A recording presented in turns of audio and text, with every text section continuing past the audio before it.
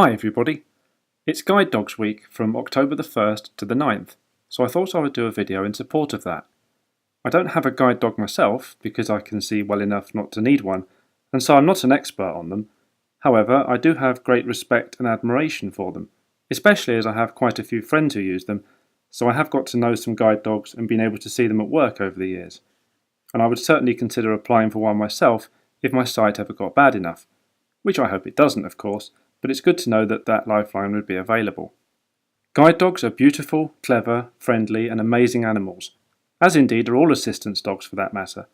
Assistance dogs provide services that enable, enhance and improve the lives of disabled people in so many ways, whether they are visual, hearing, physical or mental impairments, or medical conditions that the dog can detect and warn the owner about, such as epilepsy or diabetes.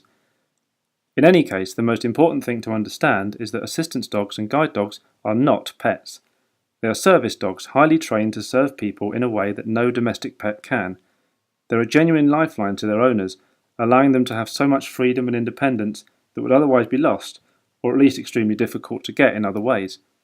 Sure, the dogs still have downtime to feed, relax, get exercise and have fun. They're always treated extremely well, but they're always ready to assist their owner when required. Assistance dogs and their owners are also legally protected in the UK under the Equality Act 2010 and similar laws in other countries. An assistance dog and their owner can generally go anywhere or use any service that any other member of the public can. This includes shops, restaurants, hotels, buses, trains, taxis and so on. They cannot be excluded because of their assistance dog, the law says so. There are rare cases where an assistance dog can be refused, for example if a taxi driver has valid medical evidence exempting them from taking a dog, but for the most part it is illegal to refuse access to a place or service if the person has an assistance dog. It sounds simple, yet a lot of businesses and individuals either don't know the law or choose to ignore it.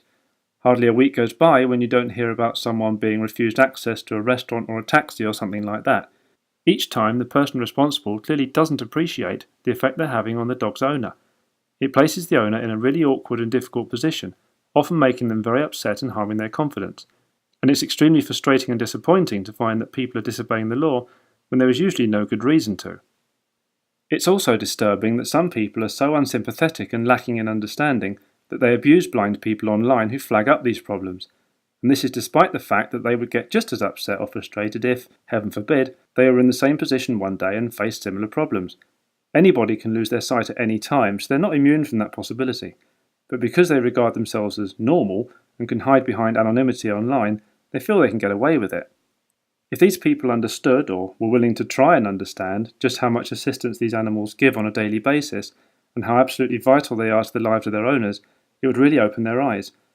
I know it's hard to fully appreciate it unless you've been in that position, or known people in that position, but it would be great if more people had common sense and respect around this kind of issue. The fact is that assistance dogs go through an incredible amount of training, and so do their owners. It's vital that the dog and their owner are a perfect match and can work together well, and it can take a long time to get this right. Not all assistance dogs are suitable for all people, and indeed not all blind people have dogs at all. Some prefer to use a long cane, while others would love to have a guide dog but are unable to do so for health reasons or an unsuitable home environment. So it's not an exact science. And even when there is a good match, the dog still has to get accustomed with their owner's needs and routines, and it will take time for the owner to become fully confident going everywhere they want to with the dog on a daily basis. So by the time you see someone out and about with an assistance dog, and working dogs are usually clearly marked with an identifying harness of some sort, you can be sure the two of them already get on very well. This is why some blind people get accused of being a guide dog trainer or faking their sight, because they look so confident walking with it. Yet the simple reason they look confident and are able to walk in the right direction very quickly is because they are familiar with the route and they trust their dog completely to guide them safely. Indeed, the interaction between a blind person and their guide dog when travelling around can often surprise people. Some people wrongly assume that the guide dog is like a canine sat-nav, for example, so that the owner just has to tell it where to go and it will take them there. But that's not true at all. It's always the blind person who dictates the route. They have to know where to go. The dog is simply there to keep them on a clear path and stop them bumping into things or tripping over. Sure, it may get to know a particular route and may try to take the owner that way, but if that's not where the owner actually wants to go, then they will correct them accordingly. So no, guide dogs are not sat-navs. They only go where the owner tells them to go at any given moment. Yet I've heard a few blind people say that when they've asked someone for directions, the other person has bent down and told the dog, which I find amazing. Of course the dog can't understand that. It's trained to understand some very specific and particular commands, but not the entirety of the English language. There are similar misconceptions when blind people cross the road, with many people believing that the guide dog decides when to go. Again, this is a myth. It's always the owner who initiates the crossing by listening carefully for a break in the traffic or waiting for the signal to go at a pedestrian crossing and then commanding the dog to move.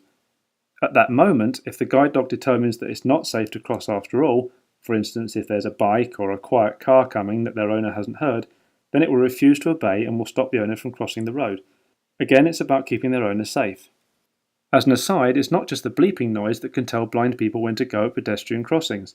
Many wait signs in the UK also have a part underneath that moves when the light goes green, which is there for blind people to feel.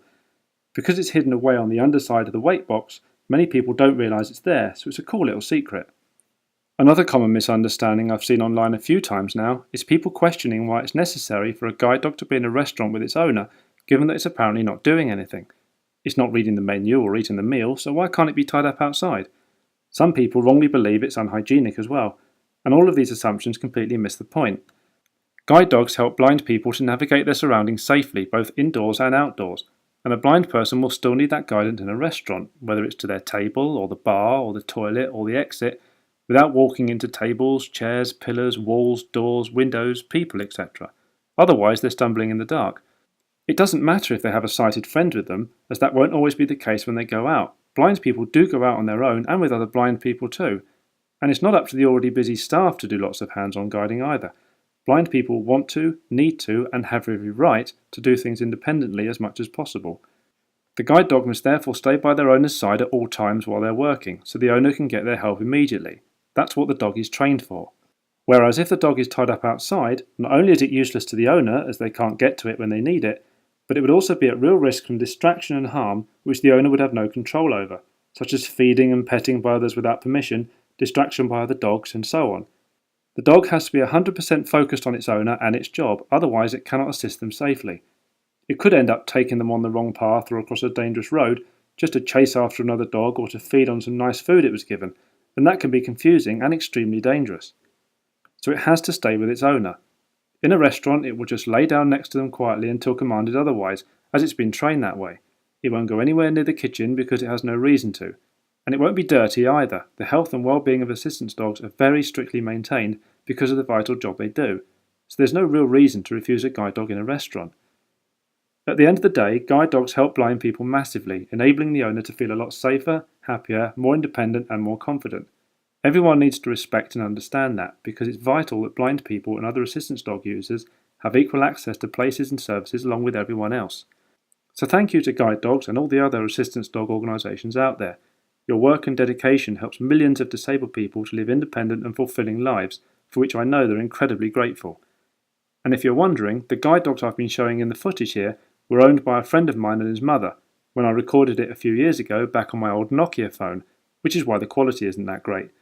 Sadly, the friend in question has since passed away, but the dogs are still doing well and are now happily retired, so they can just relax and enjoy themselves. So I hope you've enjoyed hearing my thoughts on guide dogs. Please do consider giving guide dogs a donation to support their work, as they do deserve it and they do need it. I've put links to them in the description below, as well as links to appropriate videos and blog posts by other people that I've enjoyed, in case you want to find out a lot more. So thank you for watching. Bye for now.